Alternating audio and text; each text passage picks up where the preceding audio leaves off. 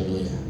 Puji Tuhan. Mari kita buka dulu ayat firman Tuhan di Matius pasal 26. Matius pasal 26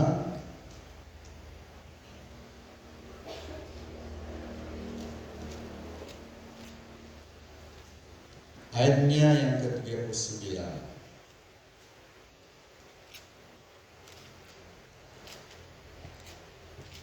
Sudah dapat semua?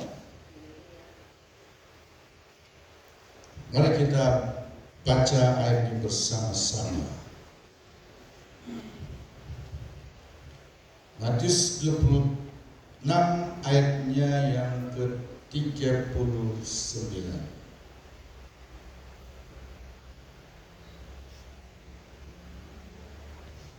1, 2, 3.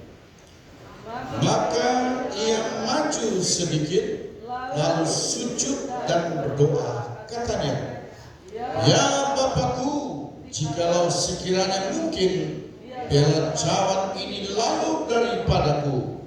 Tetapi janganlah seperti yang kukehendaki, melainkan seperti yang Engkau kehendaki." Haleluya. Demikian firman Tuhan. Jadi Bapak Ibu sekalian, di malam sebelum Yesus akan menjalani proses jalan Via Dolorosa,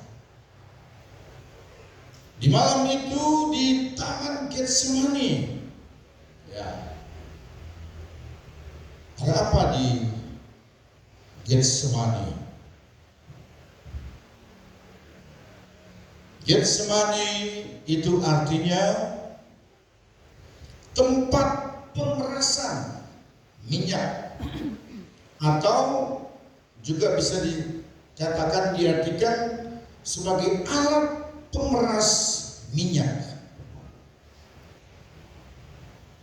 Jadi pada saat itu Yesus dia sedang dalam suatu suasana pergumulan yang paling berat, ya, boleh dikatakan demikian, pergumulan yang paling berat dalam sepanjang hidupnya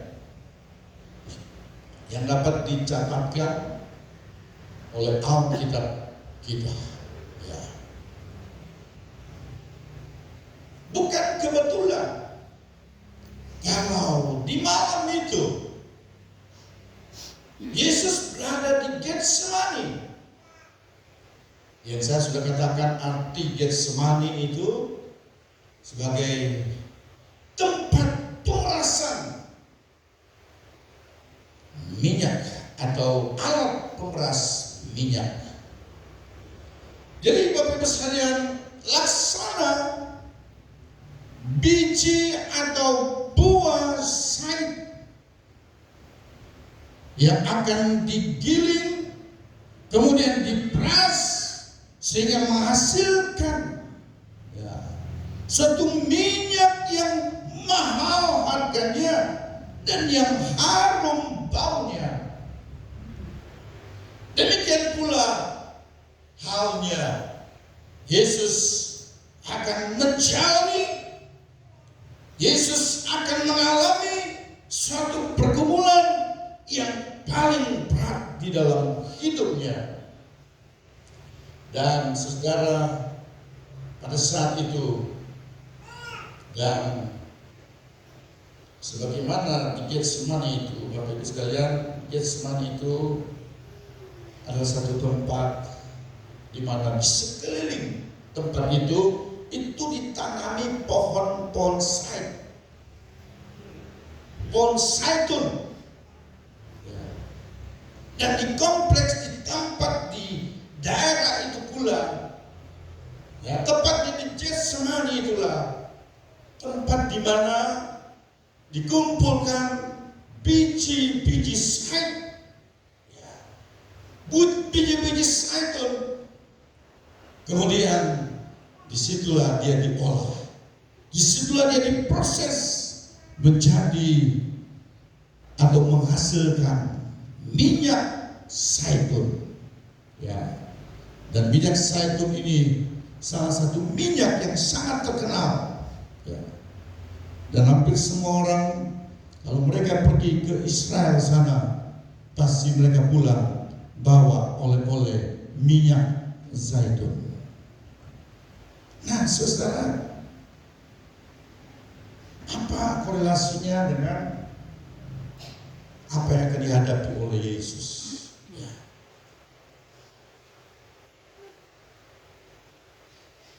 Apa yang akan dijalani oleh Yesus? Seperti saya katakan, bagaikan atau laksana biji zaitun yang akan diproses sedemikian rupa sehingga menghasilkan satu buah, menghasilkan minyak yang harum dan mahal harganya.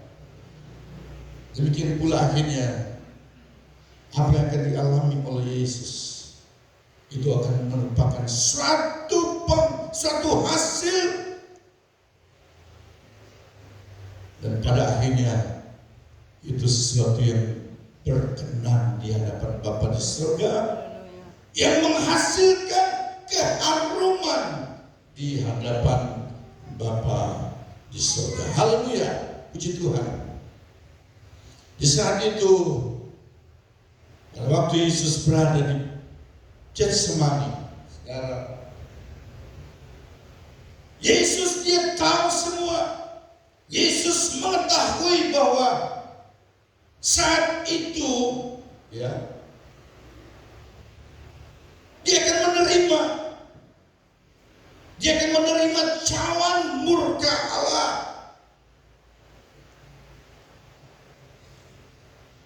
Dan juga dia tahu bahwa dia pasti mengalami hukuman maut atau kematian di atas salib.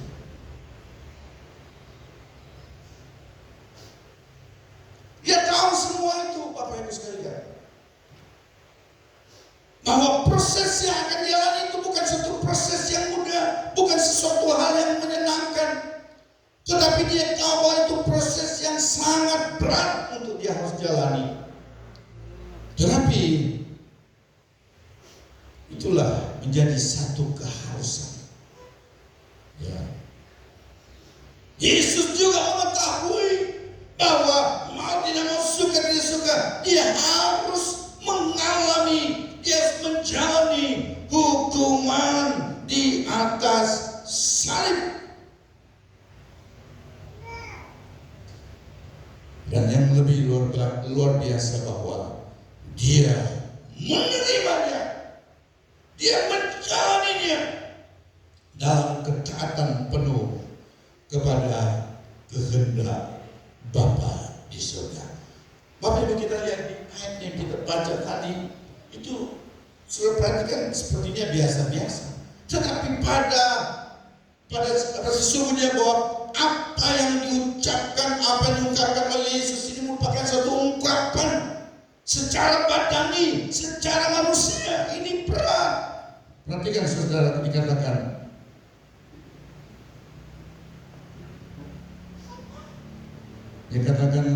maka ia maju sedikit lalu ya sujud dan berdoa, katanya, ya Bapa, jikalau sekiranya mungkin, ya, sekiranya mungkin,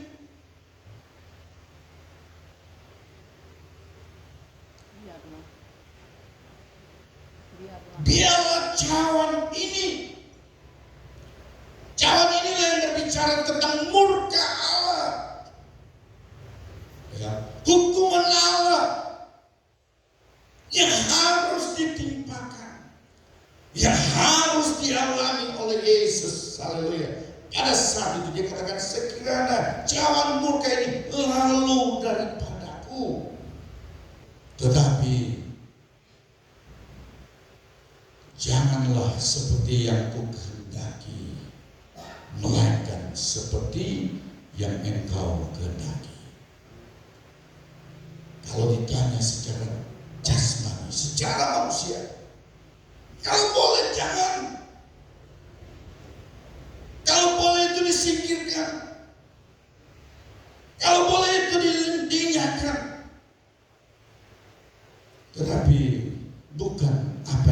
kehendak yang terjadi, tetapi biar kehendak Bapa yang terjadi. Haleluya. Haleluya. Yesus menerima segala hal yang akan dia alami itu dalam ketaatan penuh kepada kehendak Bapa yang ada di surga. Karena Bapak Ibu sekalian, Yesus dia mengetahui juga bahwa hanya dengan atau hanya melalui pengorbanan dirinya sajalah maka manusia, saudara dan saya, siapapun juga dia yang berdosa itu akan menerima pengampunan. Sekali lagi, Yesus tahu walaupun itu berat, tetapi Yesus juga tahu bahwa memang hanya melalui pengorbanannya sajalah maka, haleluya, dosa yang harusnya ditanggung, ya harusnya dipikul oleh setiap manusia, dia yang menanggungnya. Dia mengetahui itu. Puji Tuhan. Karena itu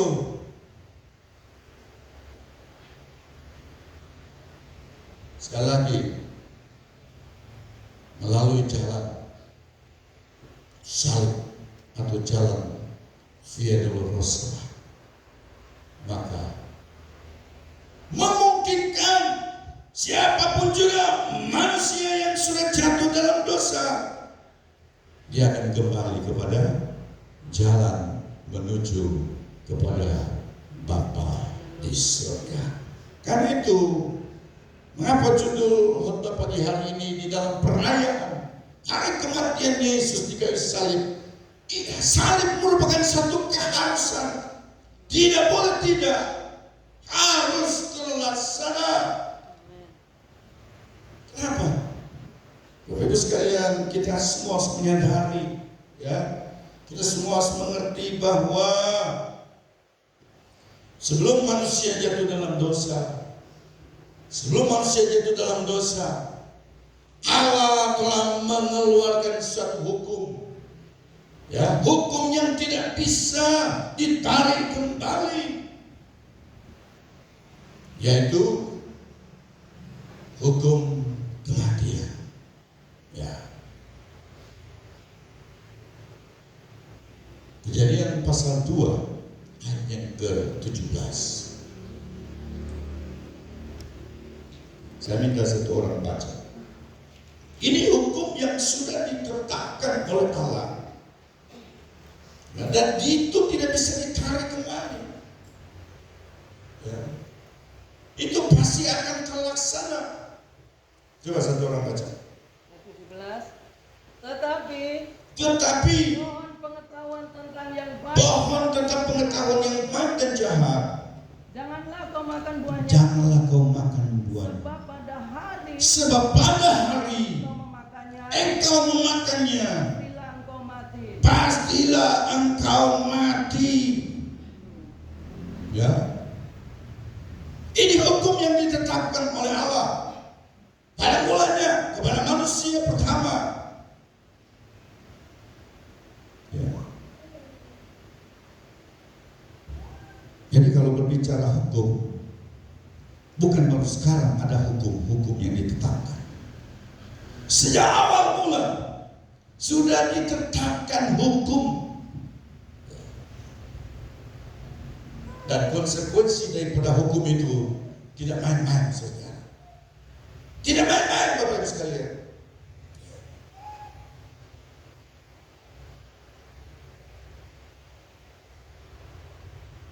Sebab pada waktu kamu memakannya, ketahuilah bahwa kamu akan mati.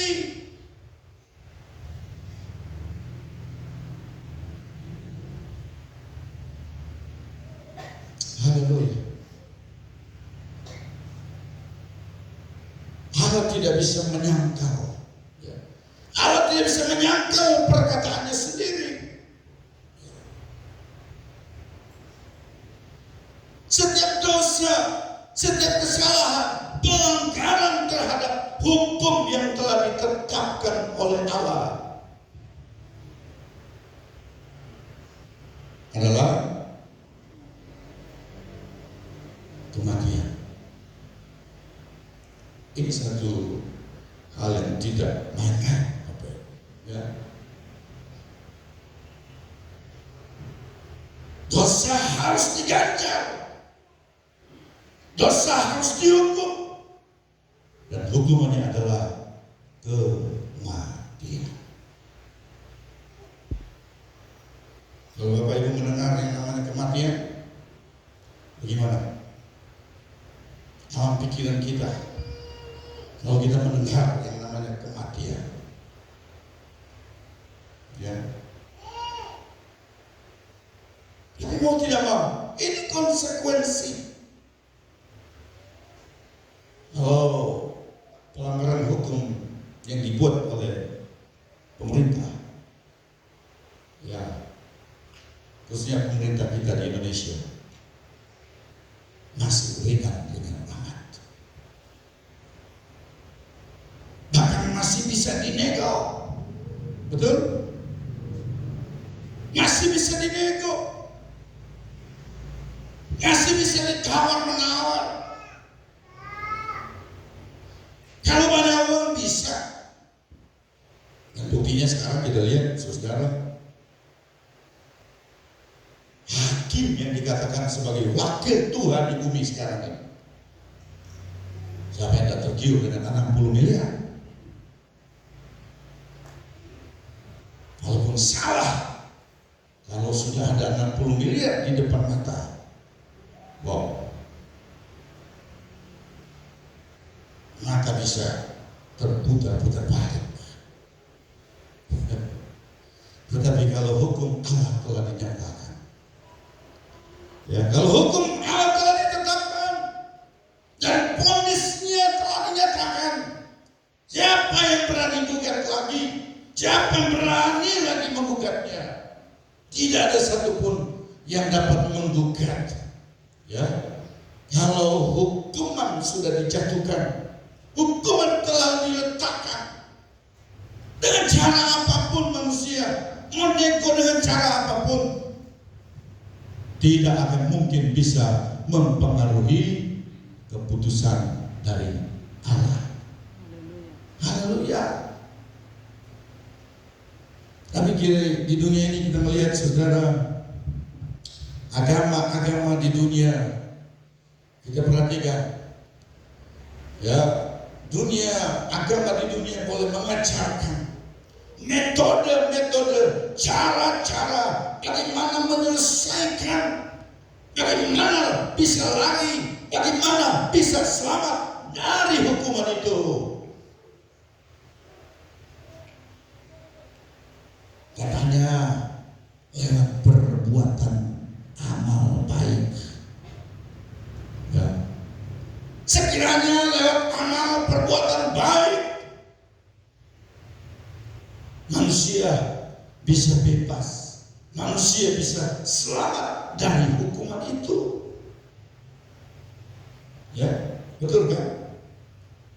Kan ada agama-agama mengajarkan demikian. Perbanyaklah perbuatan-perbuatan baik, amal-amalmu. Bahkan ada yang bertarak, ya, ada dengan cara melakukan syarat-syarat agama tertentu, harus ini, harus itu, harus begini, harus begitu, tambah ini, tambah itu, mesti begini, mesti begitu, dan lain sebagainya.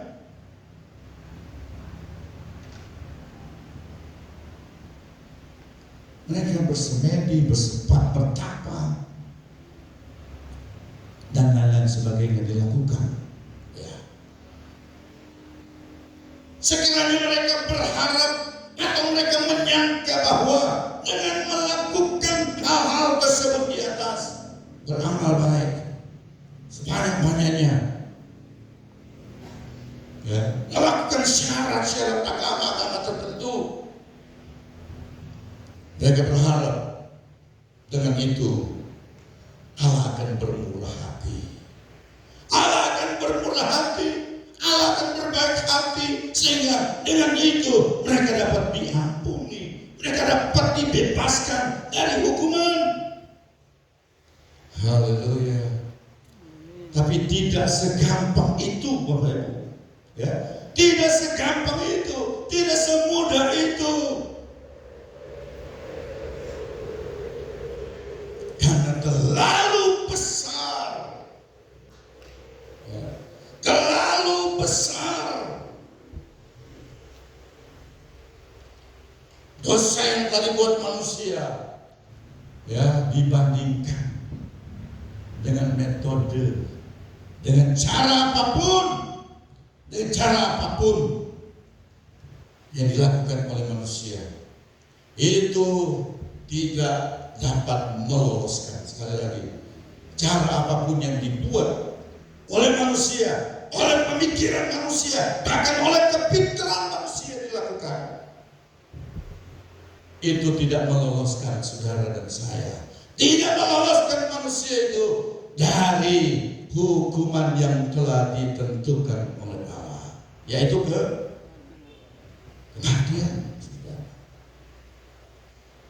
Dosa tetap dosa, ya.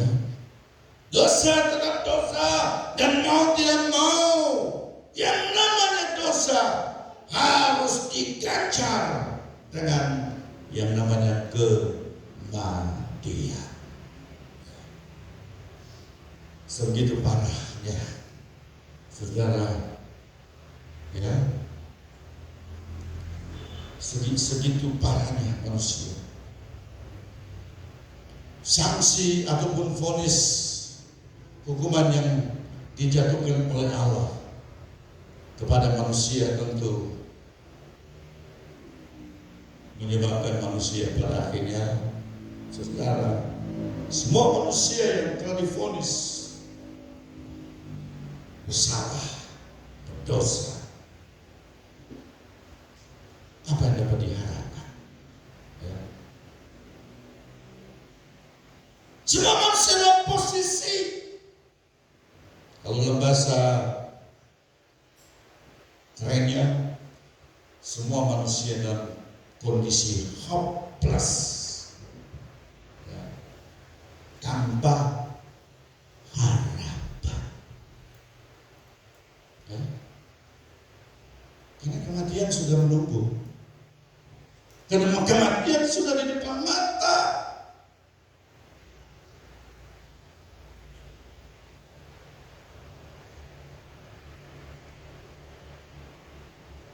Jadi Bapak Ibu sekalian,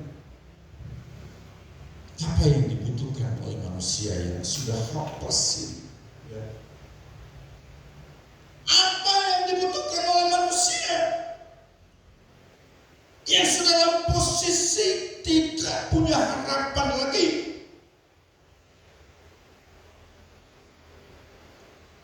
Ibarat manusia itu, dia sudah berada di dalam satu lumpur yang, saudara, di bawahnya tidak ada dasar. Kondisi keadaan manusia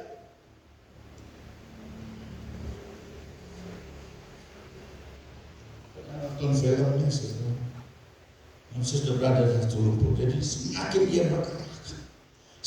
dia bergerak berupaya untuk keluar dari sumur itu, dari lumpur itu, semakin membawa dia semakin tenggelam.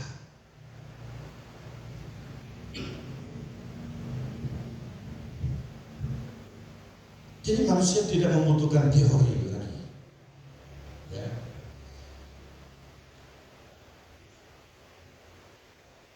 Manusia tidak membutuhkan lagi cara atau teori penyelamatan yang dibuat oleh agama manapun, karena ternyata teori-teori yang dibuat oleh manusia, bagaimana bisa membawa mereka keluar dari sumur yang dalam itu, ternyata semuanya gagal. Tidak ada apa-apanya. Semua akhirnya gagal.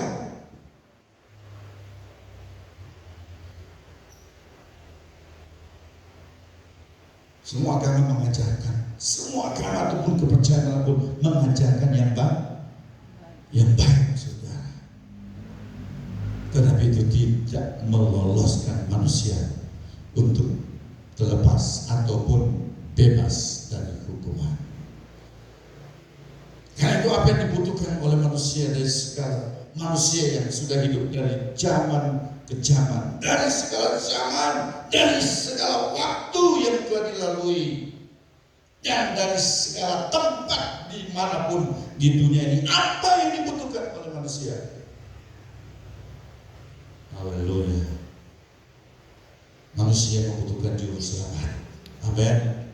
Manusia membutuhkan juru selamat, penebus yang heran dan ajaib, yang tidak diproduksi di dalam dunia, yang tidak dihasilkan oleh teori-teori, oleh ajaran-ajaran orang-orang yang paling pintar sekalipun di dunia. Pada akhirnya kita semua manusia membutuhkan satu sosok pribadi, yaitu juru selamat yang heran dan ajaib. Haleluya.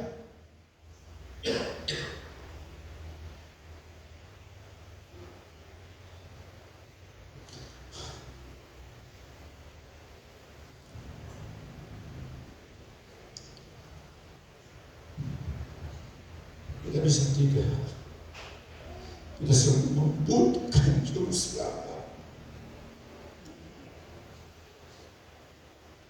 Dan untuk itulah, dan untuk tujuan itulah, maka karya salib Yesus itu menjadi satu-satunya jalan. Haleluya.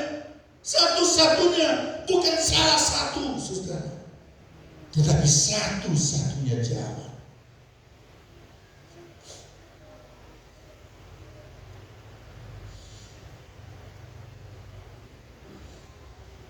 Haleluya. Sebab dan karena disalib itulah pada akhirnya, disalib itulah pada akhirnya, disalib itulah maka hukuman akan dijalankan. Ya. Disalib itulah hukuman akan dijalankan. Sanksi vonis yang harus dijalani oleh manusia.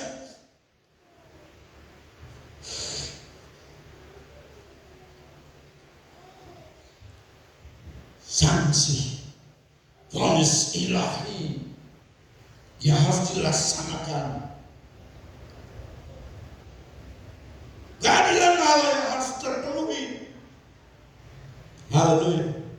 Itu hanya bisa terjadi dan terlaksana. Setiap manusia yang berdosa dan yang percaya kepada Yesus, yang percaya kepada salib itu, haleluya, mereka akan menerima, mereka akan mengalami, mereka akan menikmati jasa daripada kematian Yesus Kristus di salib itu. Haleluya.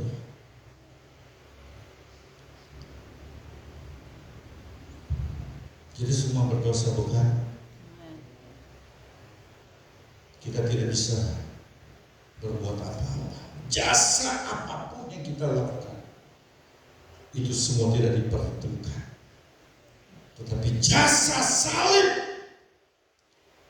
haleluya, Yesus Kristus itulah yang pada akhirnya yang akan menggantikan saudara dan saya. Manusia yang harus mati karena dosa, tapi Yesus ya telah mengambil posisi saya dan saudara. Yesus telah mengambil posisi saya, posisi saudara. Dan vonis kematian itu tidak lagi jatuh kepada saya dan kepada saudara. Puji Tuhan. Tidak main-main saudara karya penyaliban Yesus itu.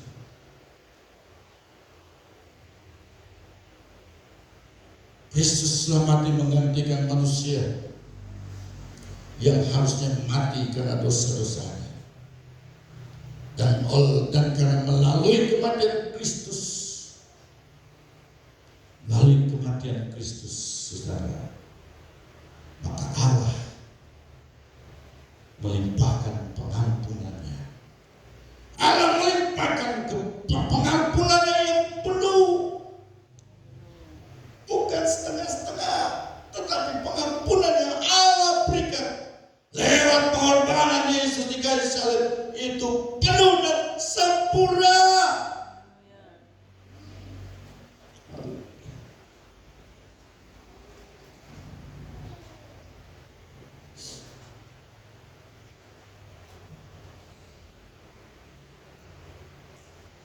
Dan oleh karena pengorbanan Yesus, haleluya, pengampunan yang kita terima,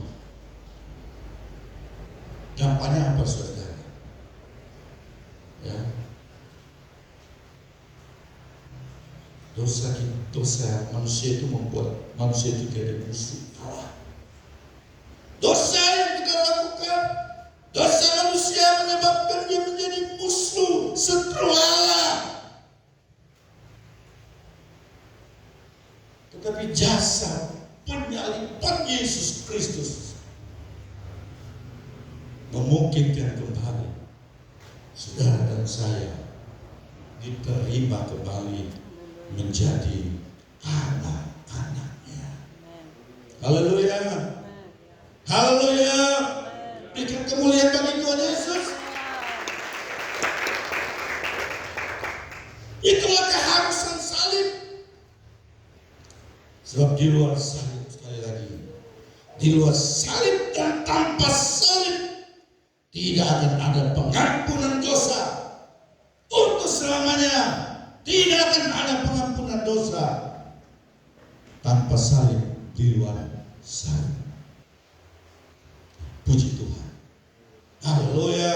Puji Tuhan. Haleluya.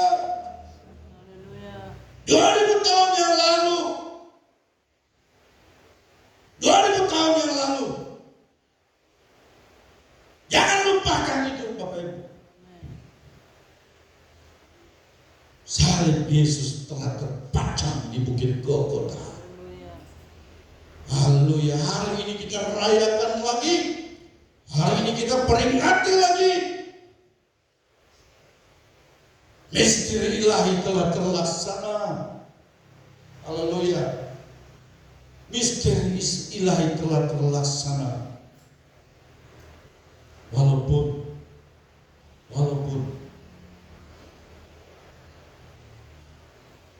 ada segelintir orang, ya, ada segelintir manusia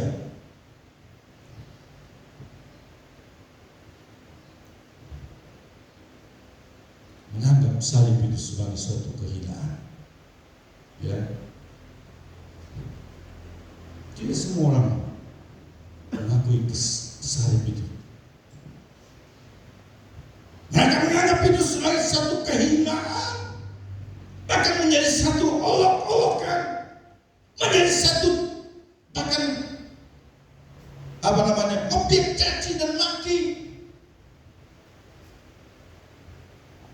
Bahkan sampai hari ini pun masih terlalu banyak orang yang menganggap salib itu sebagai satu kehinaan. Menganggap salib itu sebagai satu kekalahan. Menganggap salib itu sebagai satu kelemahan. Bahkan sesuatu yang memalukan. Bayangkan hinaan-hinaan orang terhadap salib itu. Tuhan kok disalib di tiang jemuran. Media sosial. Ya. Tuhan kok digantung disalib di tiang listrik dan sebagainya. Menjadi objek hinaan.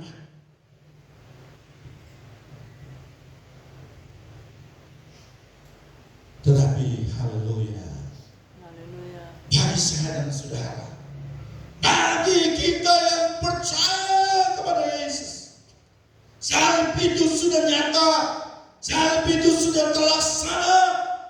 Sehingga bagi saya dan saudara yang percaya, salib itu adalah satu kebanggaan. Amin.